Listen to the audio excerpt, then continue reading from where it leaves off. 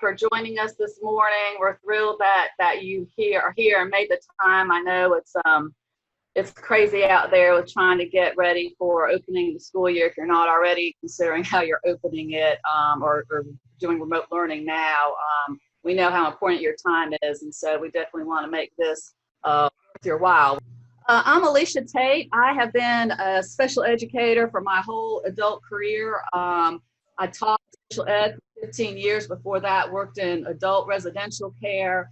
And then I was a special education district administrator for a couple of small rural districts, a very large urban district here in North Carolina, and ended at a small here, Chapel Hill affluent district. So I've run the gamut of a variety of school districts as a special ed administrator. The last few months since the shutdown, actually, I have been working as an interim special ed director, as my local school director, special ed person was out on maternity leave. So it was a very interesting time to come back in the day-to-day management cycle, learned a lot. And one of the things I used a lot was this tool that we're going to share with you today. Michael, would you like to introduce yourself really quickly here? Sure, thanks, Alicia. I'm Michael Kernhays. I'm the Executive Director of Trigo Ed. I started in the fourth quarter of last year as a new Executive Director. I actually came from our parent company, Kempner Trigo, where I was a senior partner for 22 years there. And prior to that, I was actually in education many, many years ago, teaching ESL and Abadio in South Tucson. So I'm looking forward to being with everybody. And like Alicia said, please reach out to us with questions in the chat, where you can actually unmute yourself if you want to and ask the question, and I'll monitor those.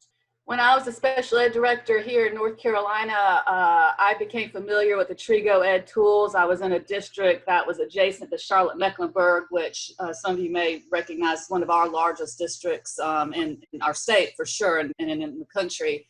They were actively using a lot of these processes, and so we kind of hooked onto there, and I found them very helpful in my administrative career in terms of being able to build capacity with my team, to have a common language and approach for problem solving and decision making. So I'm thrilled to be able to share a little bit of that with you today. I actually, a couple of years ago, and since my retirement, in addition to adjuncting at a university, have worked for Trigo Ed, and in this arena, especially in special education, problem solving and decision making. So our goal today is to introduce one of our tools to help you plan for the upcoming school year. I have found this tool in particular to be very, very beneficial in any kind of situations where it may be unclear how to proceed or even where to start. So, you know, we have a lot of those situations in our world. We're certainly in one now, for sure, but even when we're just problem solving for student issues, or it may be heading into a due process case, or parent issues, or staffing issues, you don't know where to start, or you're not sure where to start. It also is great when you don't know everything about a situation. So you know there's more to it, but you're not quite sure how to get all the information you may need to be able to solve the problem in the best way or make an effective decision. And then also in situations where you have lots of different opinions and perspectives about what's important, or what you should do, what action steps you should take. So kind of like now, for sure, but also in a lot of different arenas in our world. And being able to how to navigate that, have a common language approach, has been very helpful for me in my work. So I'm going to close up my screen here, stop sharing for a minute. We're going to do a quick little poll just to get an idea about what key area are you experiencing as the most challenging right now as you're working on reopening and navigating all those issues. What is the most challenging area you're experiencing right now? Can you see the results? We do. So overwhelming majority is all about service delivery. That's very obvious. I know in my work with a lot of our special ed directors here and working with my local school district, that's top of our mind. School's about to start, and just being able to navigate all those issues regarding how are we going to serve our kids, given the continuum that we have to serve. And I think communication is the next highest at 18, far below, but it goes hand in hand with that, right?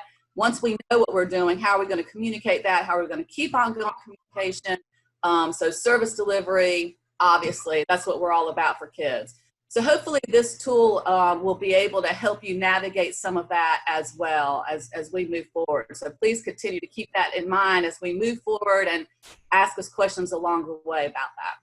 So what I want us to do, I know it may be a little bit of post-traumatic stress disorder, but in order to highlight how helpful this tool may be, I want to kind of go back briefly in time to when we first shut down and we had to start working in our special ed departments to figure out what we were going to do. Then, as is now, there's always a pressure to do something right away. We're asked to take an action quickly, and we definitely have pressure to make sure that whatever we do is the right thing to do.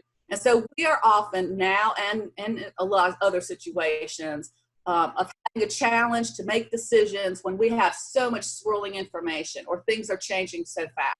We have a pressure to make a decision to make sure it's the right one. We also have fear, right? There's always fear of making a mistake.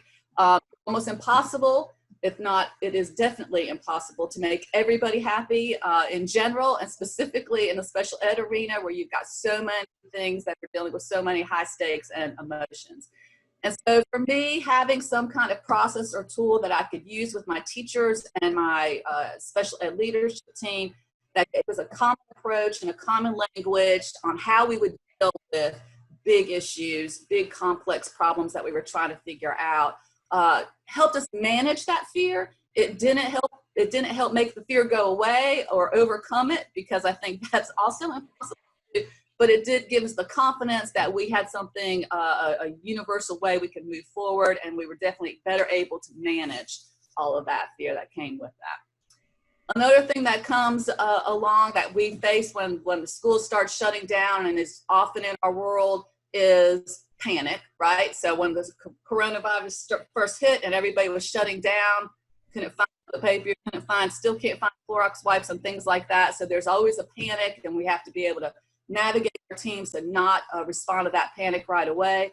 There's often uncertainty. We don't know what's going to happen in the future. We are not sure where the direction may lead us to be able to have a good decision. A lot of unseen agendas are usually in the mix there, and so we have to deal with that uncertainty. I know I was a special administrator for 15 years. I always felt like some kind of sense of what's next, or what's the next thing that's going to get me, what's going to bite me in my hiney if I don't make the right decision. And so you always have that you're dealing with. And then just being able to decipher when we're trying to problem solve, what are the people wants, what do people want, but what do people actually need, or what is the students wants or teachers wants, and what are their needs. So being able to organize all that information and clarify all of those things to be able to have an action plan to move forward is very key. So of course it would be great if we had a crystal ball to see how everything might work out. That would help us make better decisions moving forward, but we don't have that. So what we need is a miracle. And we also don't have that often either. So in lieu of a miracle, what I have found in my administrative career, especially if not my teaching career as well, is to be able to have some kind of process or tool that we can share with our folks, again, to help manage the situation, manage the fear, the panic, that sense of uncertainty that's ahead. So as we can make good decisions and have a plan to move forward and get good results. So what we're going to do now is start introducing one of our 4 tools. And this tool really incorporates all the elements of what we feel high quality critical thinking need to have.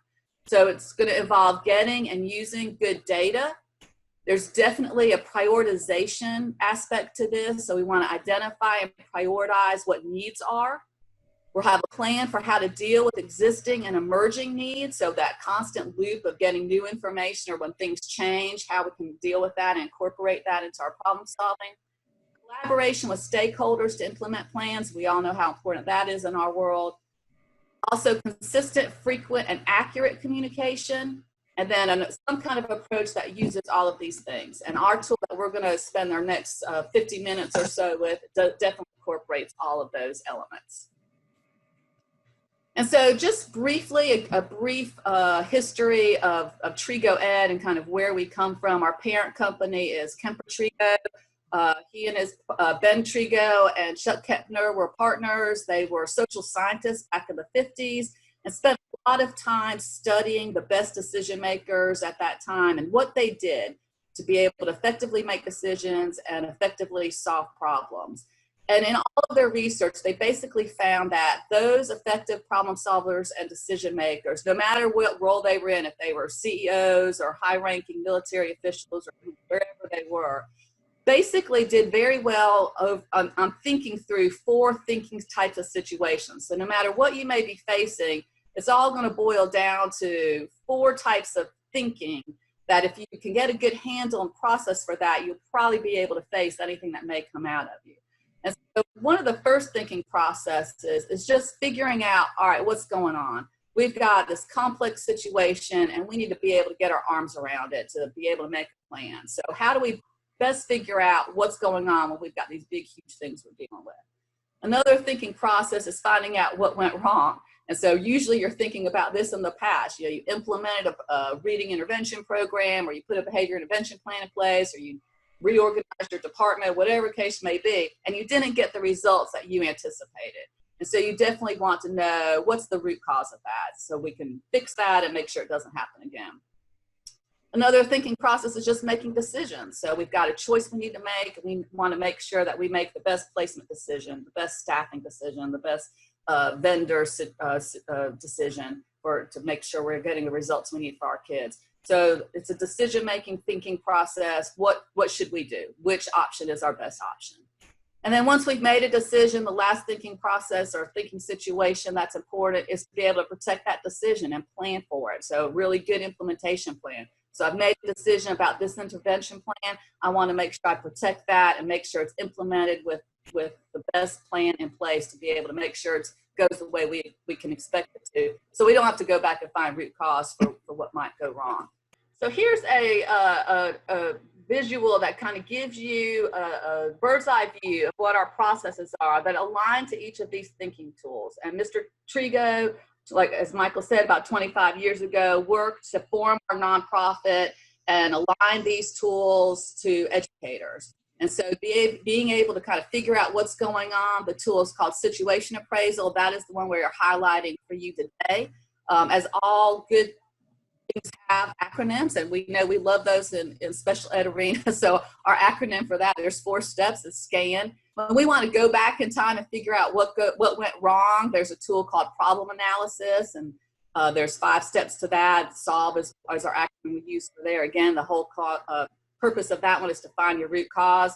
We want to make a decision. We've got our steps that are select, so that tool aligns with that thinking process, making sure that we have good decisions based on clear criteria and that we're considering our risks when we're doing that. So make again, a good plan.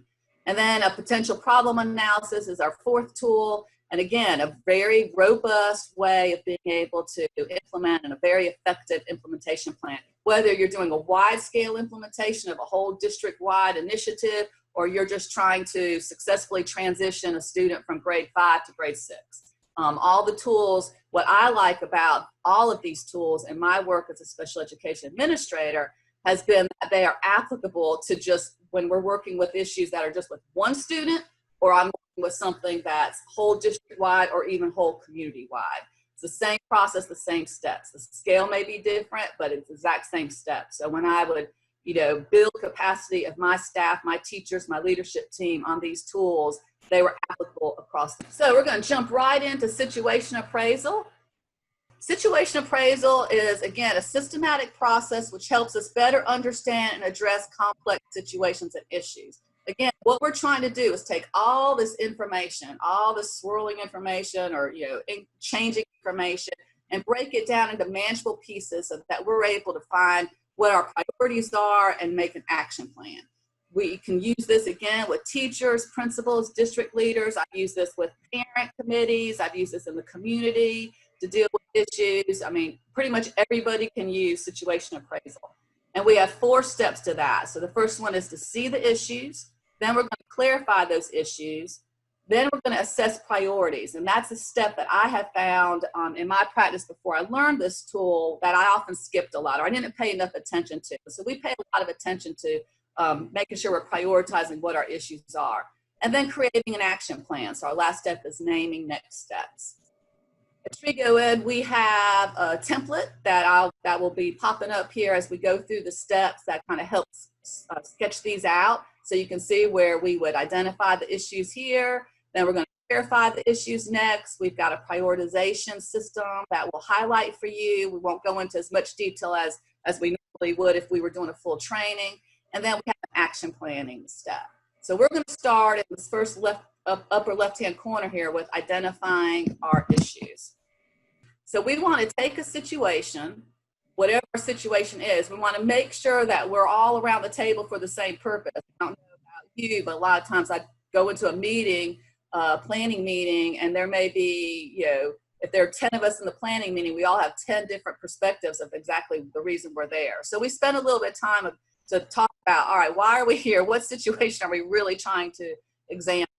And then brainstorming, right? Really quickly, if we're looking at reopening school, what are our biggest issues that we're dealing with? And if I was doing this live in person with a group, as I did for my district, I was working with last few months, if your chart paper, right? I mean, if you're doing this in person, you can kind of visualize how you would just be writing this out and charting it all out. Electronically, a spreadsheet or a Word document, anything that you can use, our template is good. And here I'm looking for just the bullet, right? I don't want a lot of detail. I just want what I would say is the headline. If I was writing a newspaper article, I want the headline, 3 or 4 words at the most. What's your big bucket issue? And so when I was using this tool, most recent example is back in March when we were trying to shift from having our face-to-face IEP meetings to going to virtual remote IEP meetings. So there's lots of issues that may come about, and I'm sure that you also had when you were making the shift to virtual to remote IEP meetings. So a couple of seconds, and maybe if you would like to put in the chat box some of the issues that you were dealing with moving to a remote, and you may still be dealing with moving to remote IEP meetings. I know in some of the other webinars we've run, one of the issues is connectivity and the ability to, Melissa's saying, teacher capacity with technology. What else? What other challenges have you had with your IEP meetings being virtual? Parents' willingness to participate in virtual meetings. Molly says not being able to see everyone's face and body language. That's a big one, no matter what the meeting is. Kim is saying getting teachers willingness to participate. I'm going to share with you, thank you for all of those. Those are all that came up again a few months ago when I was doing this process with the team, the leadership team I was working with in my district as an interim support.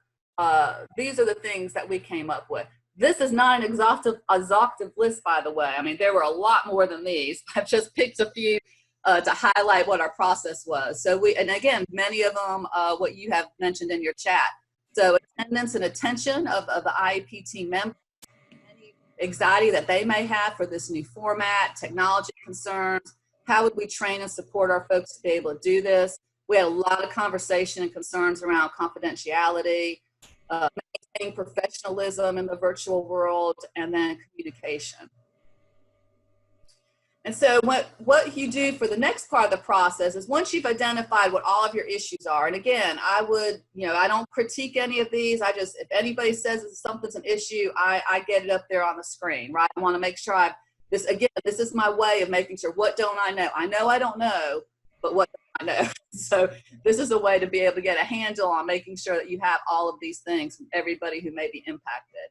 So you start with one issue, and then we're going to do the next step in the process, which is to clarify that. So we'll start with one, and then you would go back and do the same thing for everybody else. I'm choosing team member anxiety because that seemed to be one of the bigger issues that we dealt with, again, back in mid-March, late March, as we were making this shift. So again, our next step, if we were looking at our template, would be to clarify the issue. Again, I'm just starting with one, but eventually I would do all of the issues. If we're looking at clarifying our issues, here's where I want details, right? And so again, now I want to break it down. So I've got my big bucket issue of anxiety. Now, what do I mean by that? Why my teachers feel anxious? Why my parents feel anxious? Why, what are questions that we may need to answer about anxiety, why people may be feeling anxious, all of those things. We definitely want to break that down so we can be able to fully understand what the issue may be. And so here for team member anxiety, I'm just going to share with you. And again, if you can think about, there's probably a whole lot more than this. But some of ours were, we had virtual meetings, Zooms, Google Hangouts, etc., that require different levels of focus and attention. We're all learning that. We've all learned that the hard way these last few months, that it's more exhausting being on, right, for Zoom meetings or WebExes or however you're teaming, whatever your format you're using for IEP meetings or any kind of meetings. It takes more energy and it does require different focus and attention. So we were concerned about that. Our staff and our LEA reps may struggle to juggle several virtual meetings in a day effectively and maintain that level of focus and energy, because just IEP meetings weren't the only things going virtual. Everything was going virtual. So just the time factor was huge. What will be the impact of the loss or distorted nonverbal cues in conducting meetings? That came up in our chat. We know how important it is when we're talking about kids and making decisions about kids, how important it is to be able to read the room, right? Read people's faces and know, kind of gauge when people are being uncomfortable or maybe quiet when we're hoping to get them to talk. So how will we deal with that in the virtual arena? Parents may be uncomfortable or unable to participate remotely. We have a lot of people in there. Those large video conferences could be intimidating to some staff and families, staff who's trying to run it, families who don't know all those faces. Some staff may be overscheduled in the meetings. This particularly came to be a problem with our itinerant staff, our school psychologists, our related service folks who had to be in lots of meetings. It was just impossible to get everybody in there. And then how will staff handle that increased pressure to be on and responsive all the time? So there were more clarifications in this, but this just gives you a taste of that. I'm going to pause just for a minute to see if anybody has any questions they want to put in the chat box regarding this step in terms of breaking down a big issue.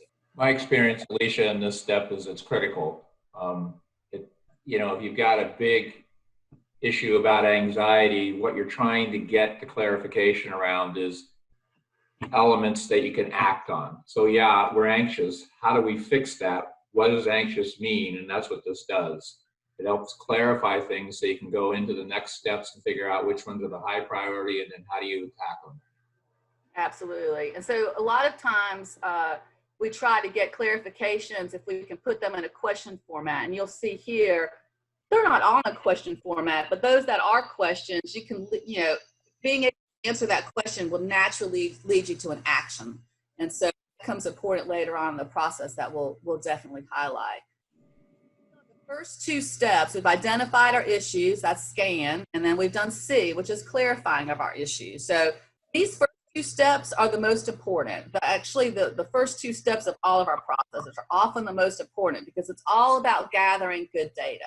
And you definitely would want to have people involved in the meeting that are going to be able to provide all the data you need. And so when we were doing our situation appraisal for IEP meetings, we wanted parent perspectives. We needed teacher perspectives. We needed the LEA reps or principal. We needed the district leadership team couldn't be the only ones doing it because we're not the only ones in those meetings. And so making sure everybody at the table to get that good data and be able to identify what those issues are and then really get a good sense. Now, oftentimes in the real world, that is a good meeting right there. These first two steps usually has people wiped out at the end of it, especially if it's a complex issue, right? And so sometimes that's a good place to stop, and then you carry on the rest of our steps on another day. But it just kind of depends on your time and the scale of the issue that you're dealing with.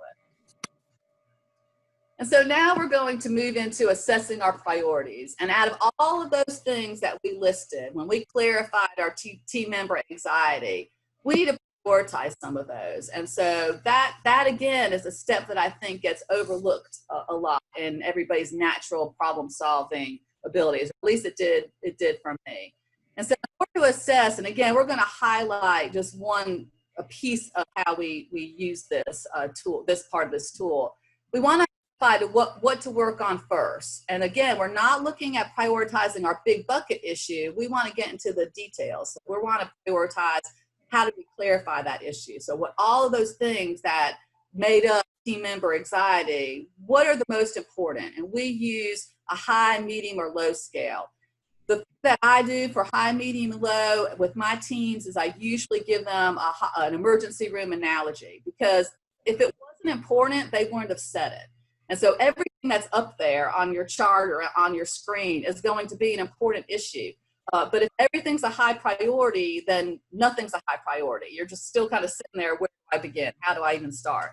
And so I look at all of the things that are up there and I'll say, which one of these are my bleeding headwinds? If we were going into the emergency room and I had a bleeding headwind, that's very serious to me.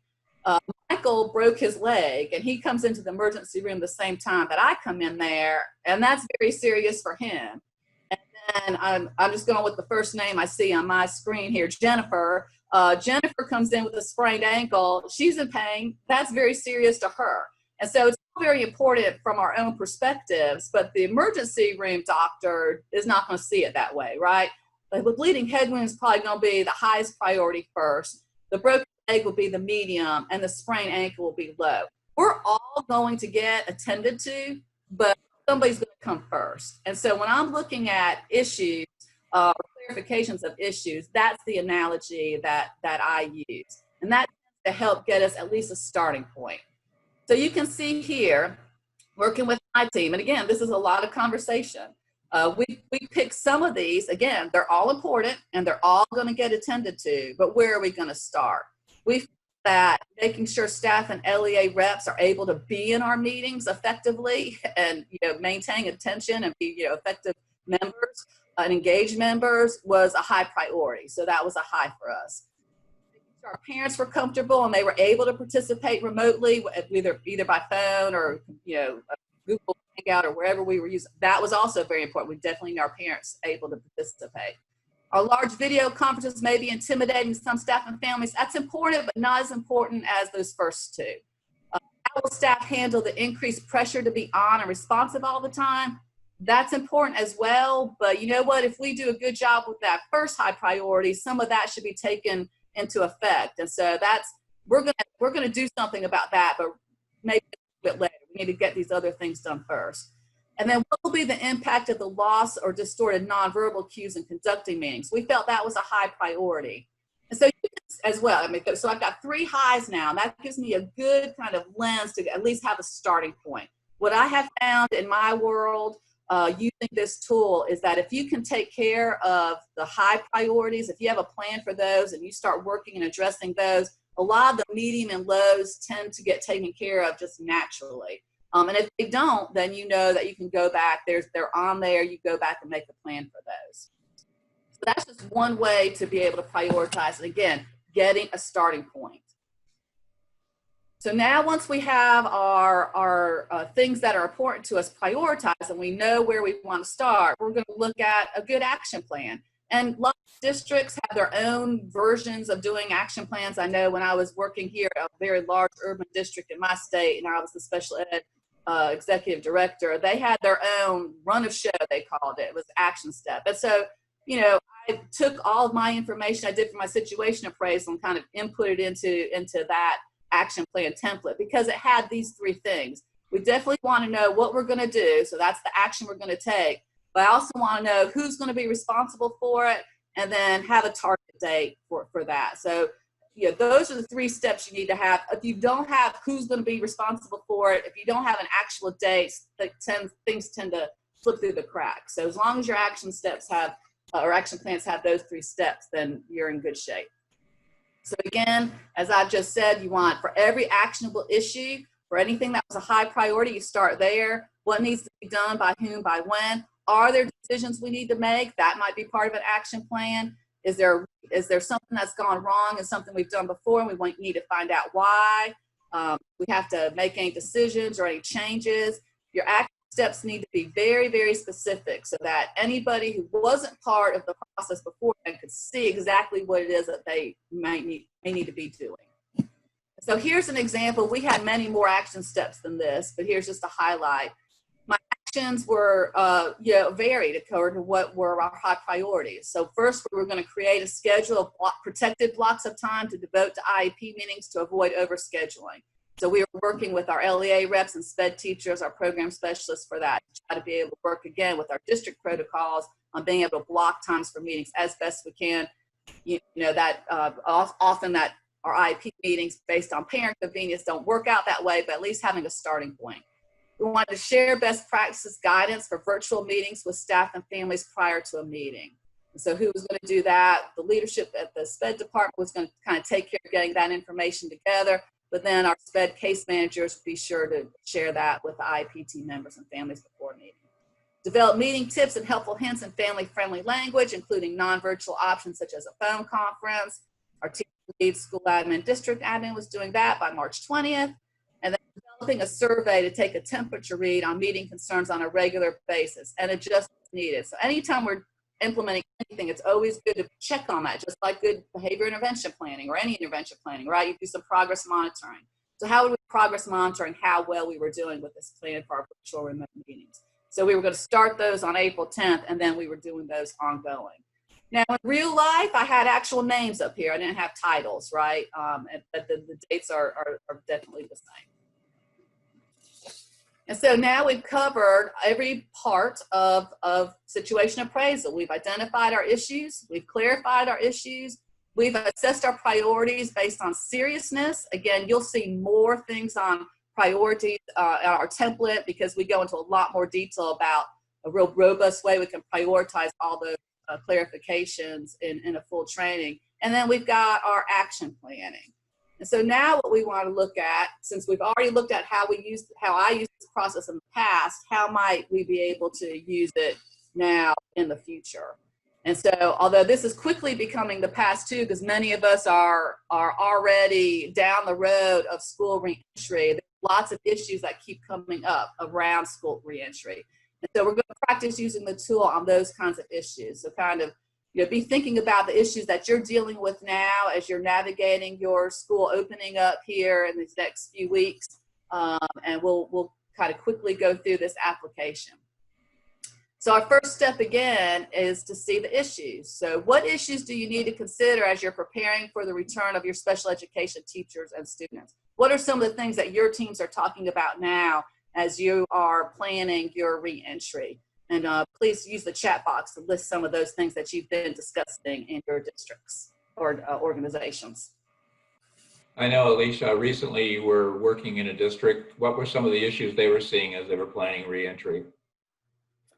So the transportation seems to be a huge one for those districts that are not going full remote for the first 9 weeks. Again, service delivery, all kinds of aspects of service delivery.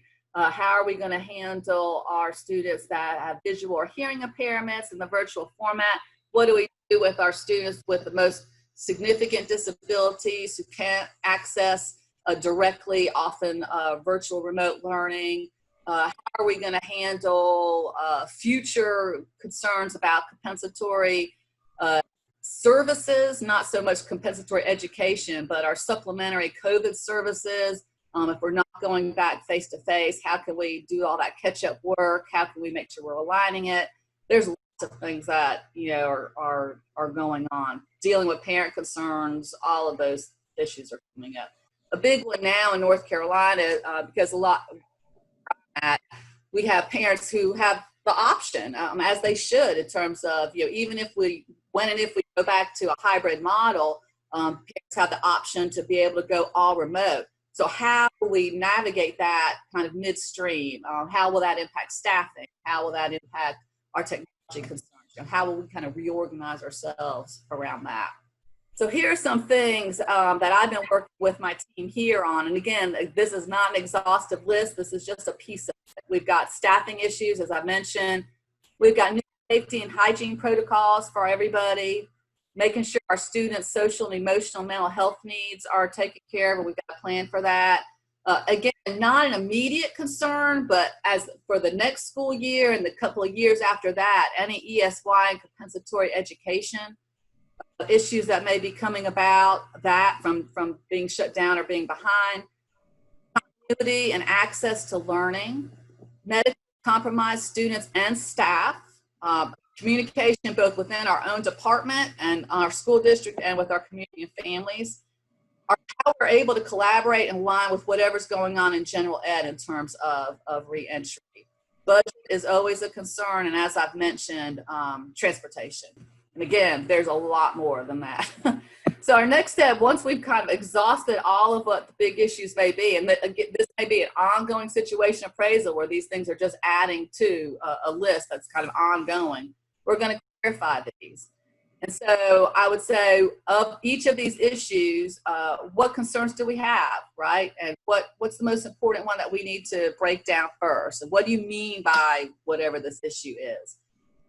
And if we can get those into question format, that's helpful because it can drive you straight to an action step, but it doesn't have to be. Sometimes clarifying just as, is just a definition. It's just kind of, again, what the word says, just clarifying what I meant by this being an issue.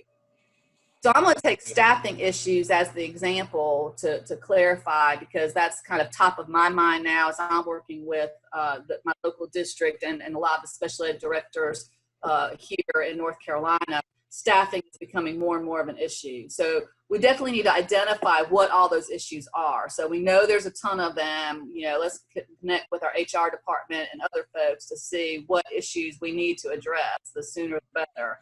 How do we fill positions if we lose more than our anticipated number of staff? We've got lots of teachers that are choosing to retire, lots of teachers that are choosing not to return, not teachers saying that if they have to go back, they won't go back. If they're have to stay remote, they won't stay remote. So you've got, I'm sure we're not alone in that. There's all kinds of things going on with filling positions. And if a teacher gets sick, then we don't have a whole long list of subs. We didn't have that before COVID, right? So how will we find subs and be able to cover the needs? Staff mental health issues. What we have in place, is that adequate? What are we putting in place for our folks to be able to navigate all of that as they return to work? How do we secure staff for our summer catch-up or any kind of, in the future, compensatory ed or ESY decisions that need to be made? So where will we find folks to be able to do all of this catch-up work? And it's really going to go beyond this summer as well. How to work within our district structures to ensure what's needed for teaching and learning of students with disabilities is included. So as COVID money is coming in, as the district is getting resources to make sure special education needs are included in that, that's a constant conversation that we have, whether we're in a national or a worldwide pandemic or not. We get PPE for our staff, and if students go back in a hybrid model or full time, we may need above and beyond. My husband's a teacher assistant in the special education department, and he does a lot of toileting and behavior intervention type things. Feeding stuff, he's going to need more PPE, as many of our staff will, than maybe what's going to be allotted for staff. So how to make sure we get everybody protected. And then what changes do need to be made in contracts and memorandums of understanding for any non-district employee staff? So our contract speech or orientation mobility folks or any consultants or any type of contractors that we've got coming on for our program, reading intervention programs, or whatever the case may be. Do we need to make changes in our contracts to be able to deal with what district protocols are going to be for having folks come in? So Kim also mentioned, sorry, Alicia, we have A days and B days and staffing for students on different days. How's that going to work? That's a huge one. And I know something that we've been dealing with here, especially in North Carolina, has been a lot of conversations with our Department of Public Instruction regarding students with IEPs coming, assuming you're going into a hybrid model, are our students with special needs going to come more than students without disabilities? And so that, there's like two sides of the fence to that. And I know here in North Carolina, educationally, we get that, right? It's very hard to be able to provide remote instruction for all of our kids, in particular, kids with significant disabilities. And so, if we're doing A day, B day, would those kids come more days, or kids with significant behavior, or what the case may be? And our State Department said, well, hold on now, because, we don't know if IEP teams have the authority to go above and beyond attendance than they would have if they didn't have a disability, which is a critical conversation, I think, to have. And also, if school's not safe enough to have everybody there, why would we be sending our most vulnerable there? Do we even have the staff that would be willing to go there? So it's just a lot going on with that whole issue. And so again, we would have an exhaustive list of a lot of clarifications, a lot of questions, a lot of things that we need to find more about, and we want to make sure we know where to start with all this ongoing information. And so for staffing issues, you can see we've got some things that, again, were those bleeding headwinds. They're all important, but where do we need to start? We've got to start somewhere. And so obviously we want to identify what issues that we have. So we know there's more out there than what we've listed here. So what can we do to figure out what else maybe we need to know to be able to make a good plan going forward? So that was high. How to fill positions if we lose them, and staff mental health issues, also very, very important. But compared to knowing what we need to address, for sure, we put those as mediums. In my district in particular that I'm working with, there's already things going on for there that we can link into. So those were mediums for now. How to secure staff for summer catch-up and compensatory at ESY, again, looking forward, that's a high. How to work in district structures to ensure that our students with disabilities needs are included in all of those plans for remote instruction particularly are all in there, especially A-Day, B-Day considerations are in there. Getting PPE for staff, absolutely. Assuming we're going, when and if we go in person is definitely high priority. And then our contracts and MOU at the time we were working on this, it's kind of low priority. Now here in the next couple of weeks or so, that's going to tick up to medium and high, right, as we get closer to. But if we continue on in a hybrid or virtual, whatever tweaking needs to be done, a little bit of time. So for right now, that was a low priority. And again, you can see as time goes on, the prioritization may change because we may need to do something. And so now that I've prioritized and I've got a little bit of a head start on where I want to begin, I'll start looking at some action steps. And as a reminder, for good action steps, we want what needs to be done to address each of those things. Who's going to be responsible for it? Doesn't mean that person has to do it, but we'll just kind of, keep a temperature read on that. Who's going to be responsible? And then when should these steps be completed? So here's just a snapshot of some of the things. Again, we had a lot more steps than this, but we were going to do virtual meetings and surveys to identify staff issues and concerns. Use this process, right? Especially the first two steps. And oftentimes I would just use the first two steps to get information, right? Tell me about all the issues that you have regarding coming back to work and going back to teaching in a hybrid or a face-to-face or whatever model that we're going to be using for this school year as things change. Make sure the SPED leadership is involved in that, and we would involve a whole lot of people in terms of getting that virtual meeting and surveys out. We want to do that by the end of the week. We want to communicate what will be done to address high priority issues. That's in the same group. Pretty much within a week after knowing what the issues are, knowing what those things are. Work with district leadership to determine areas of flexibility regarding staffing issues and PPE.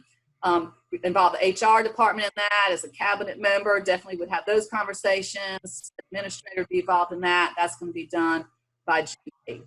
Work with our HR department on a potential problem analysis, one of those other tools that I shared with you. Again, we're talking about in the future, so implementing that, protecting our plan to be able to keep everybody safe and make sure kids get what they need.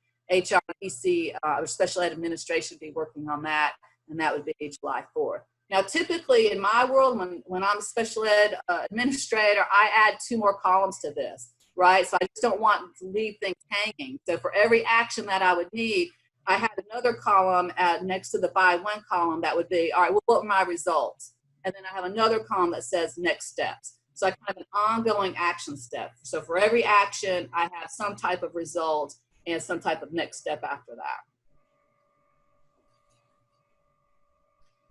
So there's lots of good reasons I think it's important and helpful to use situation appraisal. What I like about it is that you can quickly clarify a complex situation. Relatively speaking, if it doesn't take that long to be able to break down something even as complex as school reentry into big sizable chunks. And that is a better feeling for me than just kind of spinning, right? Where you have so much information, you just don't even know where to start. you can quickly at least be able to get what those issues are, why those issues are issues, and why they're important in a relatively quick way. You get started on planning for complex situations, so you go right into action mode instead of just kind of thinking mode. It helps make priorities visible by that kind of prioritization. Everybody's able to see if you make an action step, why did you do that? You can go back and say, well, we had this as an issue. This is what this issue meant. This is why we're, this is a high priority for us based on this, and this is why we're doing this action step.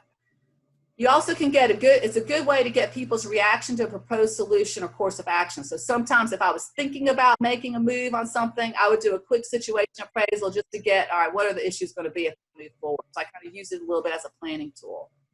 I've also used it a lot to diffuse heated situations by surfacing and addressing perspectives of stakeholders. So anytime I had a big community group at me or whatever the case may be, or you have, IPT members that all have different opinions and perspectives of which way to go, it's a good way to kind of bring the emotion out of it because you're really just talking about, issues and concerns. And it's personal, right? It's not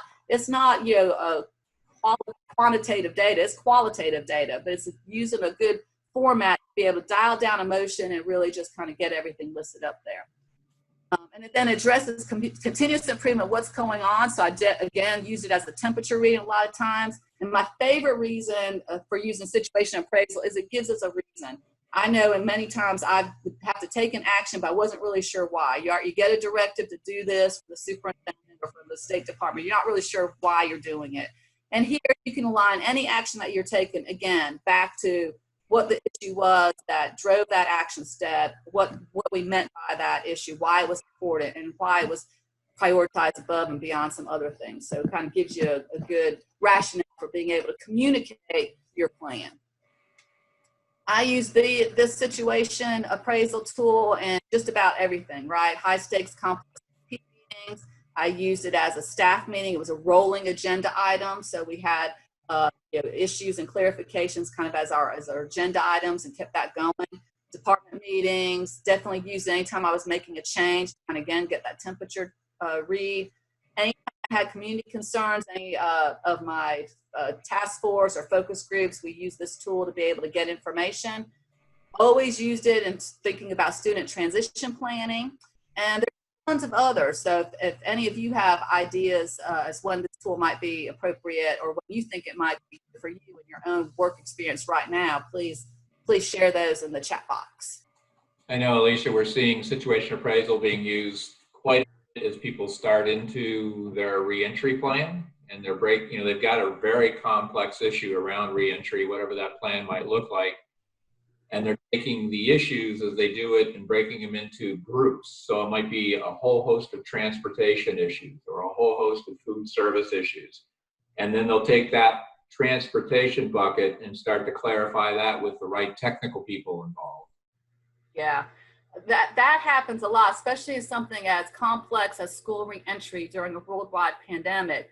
Many of the issues that come about, you could use this whole tool just by that one thing, right? So if you're dealing with just transportation or you're just dealing with staffing, what are all the issues with staffing, right? And then clarify all of those and have an action plan for each of those areas.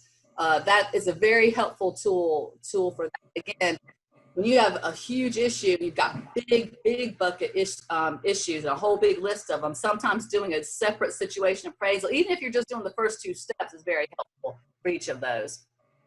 And so again, we started as a reminder of our 4 tools, we started with situation appraisal, and that's kind of our go-to. Most of the time, for any kind of situation that we're dealing with, situation appraisal is a really good starting point to see, even if you need to do any of our other tools. It's a good way just to get your arms around any kind of issues that you're dealing with. To Michael's point, I took a situation appraisal, and again, it's useful in many ways, and so you don't have to go step by step. So I took pieces of the situation appraisal and worked on a special ed department school reentry planning, right? So in North Carolina, before last week, when our governor finally said we're going plan B, but districts can go to plan C, we had 3, and so all the districts were having to make plans for all 3 scenarios, as many states were doing. And so I took our steps in situation appraisal and kind of just reworked it into this planning tool, right? So what are our guiding questions or clarifications that we need to know for each of these plans? And then what would be our action steps? And those are broken down by area. So we're just first looking at academically and specially designed instruction considerations. What do we need to know? We're going to do to try to find those things out. Then I moved to operational, budget, fiscal considerations. There's that. And so I'll be glad to talk this tool through with you or share it if you would like to contact me after this webinar. At the end, you'll get a copy of this PowerPoint and you'll have my contact information. And I did a screenshot of just kind of a non-COVID example. Use this process again, just being able to break down some things. So in one of my districts, we were making decisions regarding the selection of research-based programs that the special ed department will support. We had 1,000 things out there, and we were trying to kind of narrow that so we could do a good job of actually implementing to be able to improve student outcomes. And so you can see my team came up with some of the issues regarding program selection, our training, the budget, how we would be using them, scheduling. And you can see how they clarified it, some prioritization there, and then what our action steps were. So again, this did not take a real long time. We had a stakeholder group, right? And we got through this whole process, an hour or two at the most. And then we kept coming back to it to be able to do, again, those temperature reads. So again, that's just a non-COVID way of being able to apply this tool for what we do on a day-to-day basis. General tips for making this tool easier is to definitely have some kind of roadmap, a visual of what the problem is that you want to be able to work on or what your situation is. You want to plan your approach, specifically making sure you've got all your stakeholders there. Who do I need to have involved in this meeting? Who do I need to have at the table? Who do I need to have in this Zoom to be able to get their information? It's sometimes helpful if you've got big complex issues or a student issue with the folks that are familiar with the student to know what buckets may come about, what are our big buckets that we may be dealing with, so that you can start thinking ahead to how you may be able to put those issues into those bigger buckets and then clarify that. We've got lots of other examples. I just showed you one from districts where this tool was used in issues big and small that we'll be glad to share with you if you want to reach out to me afterwards. Again, I think we talked a lot about these in terms of who should be involved, what subject matter experts you may need, who will coordinate if you have work groups that are kind of taking over a certain aspect of it, who's going to coordinate and assimilate all the work, who's going to facilitate that. So especially for those big issues, sometimes it's helpful to have, well, if my big issue is, staffing issues, I'm going to put my assistant director in charge of that one. And I'm going to put somebody else over kind of running that show on transportation. And so kind of being able to coordinate that is helpful to know ahead of time. We've talked about this. I'm going to fly through here. There's all kinds of ways that situation appraisal can help you, again, break down any of these complex issues that deal with school reentry.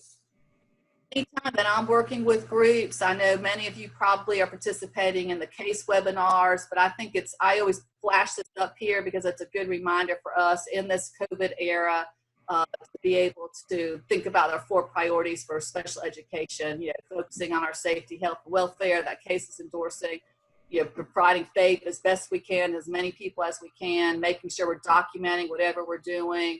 And then, not being so overly concerned about compliance. If we're doing a lot of the other things, compliance is a natural outcome, but, we can't monitor for compliance in an era where all of our Fed regs were not with this in mind. And so, it's important, but some of these other things are important first. We also have some key roadmap for reentry, and you can see circled here where situation appraisal, again, will help identify needs and priorities and help you get right into action planning. So that's kind of where that step is. Your next steps would be that we will send you the PowerPoint presentation. We'll also send you our template. We've got a website that you'll have here in just a second that has a lot of more information that may be very helpful. We're also offering free coaching on using this tool and the template. So if you're interested in that, please be sure to contact me. There's my contact information along with the website. And if there's any other last minute questions or chats or anything that you would like to say, please be sure to pop that up there and we'll answer them. I really appreciate your time. I think we're right a little bit past 1 minute past our hour mark. So I appreciate spending this hour with you, and best of luck as you're starting up the school year, and do not hesitate to let me know if I could be of any assistance. Any other questions or comments from folks? We do appreciate you staying with us for the hour. We will be getting the information out to you as we wrap this up, probably tomorrow, no later than tomorrow. That's my role. Anything else to say, Alicia? No, just please feel free. I'm now, of course, I wasn't monitoring the chat while I was running my mouth so much. And so anybody, please feel free to answer, to reach out to me, and I'll be glad to help be your thought partner on some of those questions that you put. Kimberly, particularly, feel free to reach out, and anybody else. I'd love to be able to assist any way I can. Thank you. Great. Thank you, everyone. Have a nice day.